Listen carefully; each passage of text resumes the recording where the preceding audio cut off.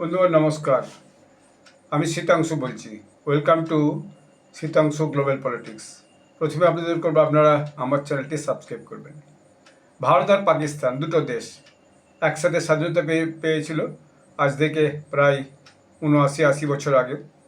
তো ধরুন, যারা পাকিস্তান তৈরি করে আলাদা করেছিল এবং পরবর্তীকালে তারা সেটাকে একটা নিজস্ব যে ব্যবস্থাপনা সেটা তৈরি করেছে, তারা তাদের যে মিডিয়া ন্যারেটিভ, তাদের যে টিভি নিউজ, তাদের যে ইউটিউব জার্নালিস্ট, তারা সবসময় ইন্ডিয়াকে নিয়েই ওঠাপড়া করে।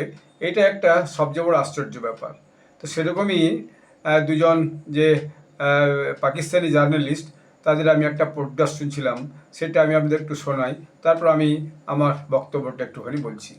चौर साहब, कल डॉक्टर जयशंकर जो है वो एक जगह बात कर रहे थे। वो कह रहे थे पाकिस्तान जो है ये एक ऐसा मुल्क है जो दहशतगर्दी के हवाले से वो हमें याद करते हैं। चौर साहब, इंडिया क्यों पाकिस्तान को दहशतगर्दी में लेबल करना चाहता है, जबकि दुनिया का कोई दूसरा मुल्क जो है वो तो नहीं कहता, इंडिया का वर्जन बाय नहीं करता। और तीसरी बात यह है कि पाकिस्तान तो खुद दहशतगर्दी से मुतासर है। मतलब 1000 लोग पाकिस्तान के अंदर शहीद हुए हैं पिछले साल। पिछले 5 सालों में 5000 बंदे मारे गए हैं। और इंडिया की जो दोस्ती है वो तालिबान के साथ है इस वक्त। तो क्यों वो लेबल करना चाहते हैं, और वो क्यों जस्ट पाकिस्तान को टेररिज्म के लेंस से देखना चाहते हैं? आपको नहीं लगता कि इंडियन लीडरशिप फिक्स हो गई है and they need to think out of the box खित्ते के अंदर? बल्कि कल एहसन इकबाल भी अमेरिका के अंदर कह रहे थे कि इंडिया की पेरिफेरी में बहुत सारे मुल्क हैं और उनको उनसे एंगेज करना चाहिए। क्या कहते हैं चोर साहब, क्यों इंडिया पाकिस्तान को लेबल करना चाहता है दहशतगर्दी ऑल द टाइम? चीमा साहब, मेरा ख्याल है कि हमें जो है ना थोड़ा सा इस पे रिफ्लेक्शन करनी चाहिए, सेल्फ रिफ्लेक्शन कह लें, इंट्रोस्पेक्शन करनी चाहिए कि हम पे क्यों इल्जामात ये लगते हैं। And India is not the only country that has been making these allegations. आपको पता है कि हिलरी क्लिंटन ने इस्लामाबाद में बैठ के क्या कहा था कि Pakistan is like a person who likes to have snakes in its backyard and thinks that they will only bite the neighbors. तो इसके अलावा आपको पता है कि एक ब्रिटिश प्राइम मिनिस्टर थे, मतलब 2010 की बात है, उन्होंने भी इस तरह की बात की थी कि Pakistan will not be allowed to export terrorism.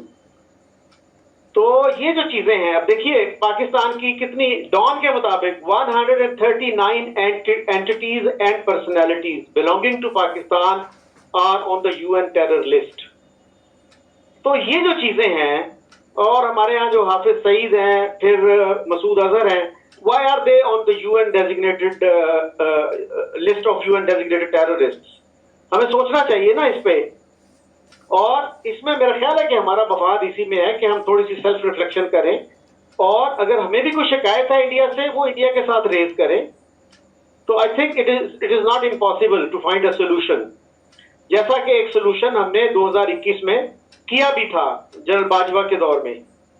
और वो ये कहते हैं कि हमने प्राइम मिनिस्टर इमरान खान से पूछ के ये इनिशिएटिव लिया था, और वो एक मेरे ख्याल में गोल्डन अपॉर्चुनिटी थी। Unfortunately that was lost. तो इस तरह का जो हल है आज भी हो सकता है मेरे ख्याल में, लेकिन we have to be honest about it. एक हम पोलेमिकल गेम इसको ना बनाएं, एक सेमेंटिक गेम ना बनाएं, एक वो कहते हैं ना स्कोर करने की कोशिश ना करें। We should reflect, we should look inwards कि क्या हमारे खिलाफ शिकायत है, वो किस हद तक सही है, किस हद तक गलत है। तो फिर हम बैठे इंडिया के साथ, उनको बताएं कि जी हमारी ये शिकायत है, आपकी शिकायत क्या है, let us have some joint mechanism. तो मेरा नहीं ख्याल कि दिस इज इम्पॉसिबल। बिल्कुल चोर साहब, आपने बिल्कुल बातें की। हिलरी क्लिंटन ने कहा था स्नेक इन द बैकयार्ड। ये बातें ऑब्वियसली दे आर मीनिंगफुल, लेकिन उसकी एक हिस्ट्री है, और ये स्नेक्स अमेरिका ने खुद तैयार किए थे with the support of Pakistan, Saudi Arabia and many other countries. पहली बात। दूसरी बात ये है कि पाकिस्तान के लोग यूएन टेररिस्ट लिस्ट में हैं। मतलब आपने ये तो नहीं कोई कहा, आर्गुमेंट दिया कि पाकिस्तान के अंदर इतने दहशतगर्दी से जो लोग मारे जाते हैं, दुनिया पाकिस्तान की जो स्ट्रगल है अगेंस्ट टेररिज्म उसको अप्रिशिएट करती है। आपने इस सवाल का जवाब भी नहीं दिया कि दुनिया का कौन सा दूसरा मुल्क है जो इंडिया की बात मानता है कि हाँ जी पाकिस्तान दहशतगर्दी कराता है। हालिया जो एक वाकया हुआ उसके हवाले से भी। तो मैं ये बात कर रहा हूँ, आप जितने भी रेफरेंस देते हैं आपका क्योंकि ज्यादातर ताल्लुक हिस्ट्री से है तो आप हिस्टोरिकल रेफरेंस ज्यादा पसंद करते हैं, लेकिन मैं देखता हूँ कि आज क्या है और कल क्या होने वाला है। तो इस सिचुएशन के अंदर डोंट यू थिंक कि इंडिया अकेला रह गया है? मिसाल के तौर पे इंडिया चाहता था कि IMF प्रोग्राम पाकिस्तान को ना मिले या पाकिस्तान को मुख्तलिफ पोजीशंस में डालना चाहता है, लेकिन दुनिया के बाकी मुल्क तो इंडिया का साथ नहीं देते। और जो ये UN के रिलेटेड लोग टेररिस्ट लिस्ट के हवाले से बातें हैं, ये भी सारी बातें एक पॉलिटिकल प्रेशर उस वक्त बिल्ड हुआ था, अमेरिका ने वो सारा किया, माहौल बनाया, वरना दुनिया में पाकिस्तान का रेफरेंस टेररिज्म तो नहीं है, दुनिया में पाकिस्तान का रेफरेंस तो पीस मेकर है। तो हम पीस मेकर वाले रेफरेंस को छोड़ के বুঝুন পাকিস্তান হচ্ছে পিস মেকার আর अमेरिका তাকে টেররিস্ট লিস্টে দিয়ে দিয়েছে। अरे भाई कितना बार FATF में गए थे? FATF financial action task force में কেন গেছিল? বারবার যাচ্ছে কেন পাকিস্তান? সমস্ত এড তো সেই জন্যই বন্ধ হচ্ছে FATF-এ যাওয়ার জন্য, এবং FATF-এ যাওয়ার জন্য এড বন্ধ হচ্ছে তার কারণ হচ্ছে দেশের মধ্যে টেররিজম, টেররিস্টকে পালপোষ করাচ্ছে, ভারতের বিরুদ্ধে টেররিস্টকে ব্যবহার করাচ্ছে, বারবার কাশ্মীরে মুম্বাইয়ে বিভিন্ন জায়গায় আক্রমণ করাচ্ছে, নিরীহ মানুষকে হত্যা করা হচ্ছে, আর এদিকে নিজে সাধু সাজার চেষ্টা করছে। আবার একটু শুনুন। तो इंडिया जिस रेफरेंस में पाकिस्तान को क्लब करना चाहता है, मतलब आपको लगता है कि is this justified? That's the only reason. The second person একটুখানি র্যাশনাল কথাবার্তা বলার চেষ্টা করছে, বাকি যিনি ফার্স্ট পারসন আমি নাম করে তাদের আর গুরুত্ব বাড়াতে চাইছি না, তিনি সর্বদা এই যে ভারত ভারত ভারত নিয়ে চিল্লাতে পারে। আমি যদি তার কদিনের যে বিভিন্ন ইয়ে করেছে আপনার ভিডিও করেছে, আমি যদি তার ভিডিওর যে শুধু থাম্বনেলগুলো যে টাইটেলটা বলি তাহলে আপনারা বুঝতে পারবেন যে সে আপনার শুধু দিনরাত কেন ভারতকে নিয়েই ব্যস্ত থাকে আর ভারতেরই কথা কেন বলে। তাহলে আজকে তো এটা একটা শোনালাম একটুখানি, এটা একটা হয়েছে। তার আগের আলোচনাটা করে তারপরে আলোচনা করেছে Putin will go to SCO summit in India, অর্থাৎ ভারত ছাড়া তার কোনো গল্প নেই। কালকে করেছে India Sage Trump is unpredictable. তারপরে গতকাল আবার করেছে যে সৌদি পাক স্টপ ইরেট না, তারপরে কি বলেছে India will not allow Bangladesh to join Mecca pact. তো সবসময় India is most favourable country in Sri Lanka. Jaishankar says Pak is every country. তো এই যে সবসময় ইন্ডিয়া ইন্ডিয়া ইন্ডিয়া, তারপরে করেছে ইন্ডিয়া গ্র্যান্ড স্ট্র্যাটেজি, তারপর India not worried of Mecca pact. সর্বদা এখানে ইন্ডিয়া মেডিসিন মিশন সুদর্শন। তো এই যে IFA completed weeklong exercise Indian air force. তো বিষয়টা হচ্ছে ইন্ডিয়া ছাড়া কোনো গল্পই নেই। জাপানের যে ডিফেন্স মিনিস্টার ইন্ডিয়া এসেছিল, তো বারে ভাই নিজের দেশের গল্প বলো না, শুধু ইন্ডিয়া ইন্ডিয়া ইন্ডিয়া ইন্ডিয়া কেন করছো? ইন্ডিয়াটা বাদ দাও, দিয়ে নিজের দেশের গল্পগুলো, নিজের দেশের অবস্থাটা দেখো। 193টা কান্ট্রির মধ্যে পাকিস্তান হিউম্যান ইন্ডেক্সে 168তে আছে, সেটা দেখো অর্ধেক। একটু পরে ওই ভদ্রলোক যিনি সেকেন্ড পার্সন একটু র্যাশনাল কথা বলে, তো সেই সেকেন্ড পার্সন বলছিলেন যে অর্ধেকের বেশি মানুষ, প্রায় 75%, 80% মানুষ হচ্ছে পোভার্টি লেভেলের নিচে আছে। প্রায় হচ্ছে যে আপনার 2-3 করোড় বাচ্চা স্কুল যায় না, বাচ্চাদের অপুষ্টির সংখ্যা ভয়ানক, মানুষের কাছে আটা নাই, টমেটো নাই, চাল নাই, পেঁয়াজ নাই, আর বড় বড় কথা বলছে। সারা দেশটার মধ্যে চারিদিকে নিজেদের ক্রিয়েটেড যে হচ্ছে যে উগ্রপন্থীরা, তারাই এখন তাদেরকে ধ্বংসাচ্ছে, তাতেও তার শান্তি নাই, খালি ইন্ডিয়া ইন্ডিয়া ইন্ডিয়ার সমালোচনা করে। আরে ভাই ইন্ডিয়ার সমালোচনা বাদ দাও, দিয়ে নিজের দেশের কথা ভাবো, নিজের দেশের উন্নতি কী করবে সেটা চেষ্টা করো।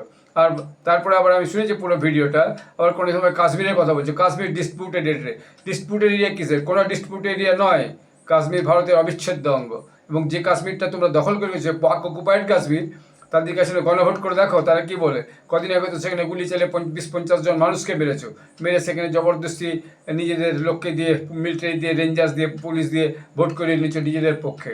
নিজেদের দেশের অবস্থাটাকে না সুধারতে পেরে খালি ইন্ডিয়া ইন্ডিয়া করলে আসলে লাভের লাভ কিছু হবে না। তো সেকেন্ড পার্সন যিনি ছিলেন তিনি খানিকটা শেষের দিকে সত্যি কথা বলেছেন। আপনারা নিশ্চয়ই বুঝতে পেরেছেন যে এই হোস্ট হচ্ছে কে এই ভিডিওটার, ইউটিউব চ্যানেলের ভিডিওটার, আর কে হচ্ছে তার যে গেস্ট। তো তাহলে আপনারা তেমন হলে পুরো ভিডিওটা শুনবেন।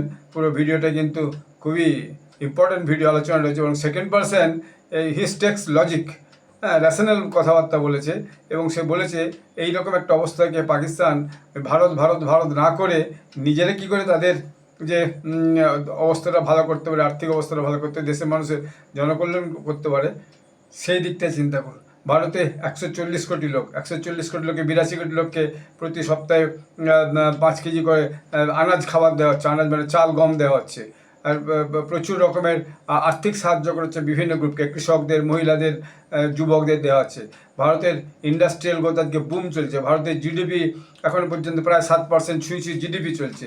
আর নিজেদের অবস্থাটা দেখো, খালি পাকিস্তানের যে এলিট ক্লাস এক শ্রেণীর মিলিটারি এবং পলিটিক্যাল এলিট, তারা বাদ দিয়ে পাকিস্তানের মানুষের দুর্দশার শেষ নাই, যে কষ্টের শেষ নাই। সেই মানুষের কল্যাণের জন্য না ভেবে খালি পাকিস্তান এলিট নিজেদের কথা ভাবে, নিজেদের কথা ভেবে খালি নিজেদের যে উন্নতির চেষ্টা করে অর্থ রোজগার করে। আর সেই অর্থকে জনগণের জন্য আসা যে অর্থ বিভিন্ন জায়গা থেকে সাহায্য আসে, বিভিন্ন দেশ থেকে লোন নেয়, চীন থেকে, সৌদি আরব থেকে, ইউএই থেকে, কাতার থেকে, কুয়েত থেকে, আমেরিকা থেকে, ওয়ার্ল্ড ব্যাংক থেকে, MFI থেকে, কোথার থেকেও লোন নেওয়া সবসময় হাত পেতেই আছে। কটরা নিয়ে ঘুরছে, এই জন্য বলে প্রধানমন্ত্রীকে কটরা শরীফ বলে। তো সেইটা নিজেদের উন্নতি না করে খালি ভারত ভারত ভারত করে কোনো লাভ নেই। ভারতের জনগণ ঠিক আছে, ভারতের জনগণ এই শান্তিতেই আছে।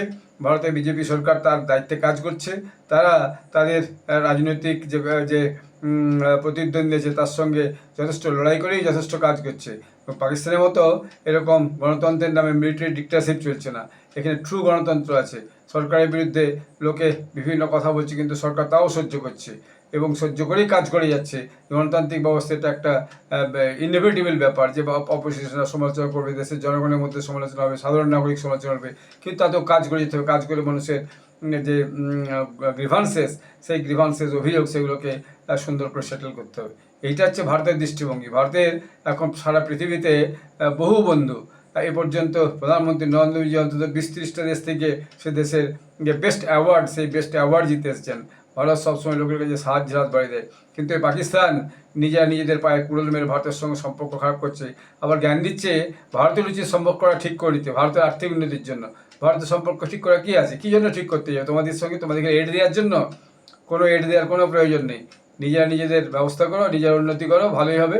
আর ওই রকম যে উগ্রপন্থী পাল পুষে রাখলে আগামী দিনের জন্য পাকিস্তানের ভালো কিছু হওয়ার চান্স খুবই কম। এটাও নিজেদেরকে বুঝে নিতে হবে। একদিন পরেও যদি সেটা না বোধগম্য হয়, আর যদি খালি আইএসআইয়ের হয়ে আইএসআইয়ের পেরোলে থেকে যদি ন্যারেটিভ বিল্ড আপ করার চেষ্টা করো ভারতের বিরুদ্ধে, তাতে আখেরে ভারতের কিছু যায় আসবে না, নিজেদেরই আখেরে করতে হবে। সেটাই যদি বুঝতে পারে তবেই লাভ হবে।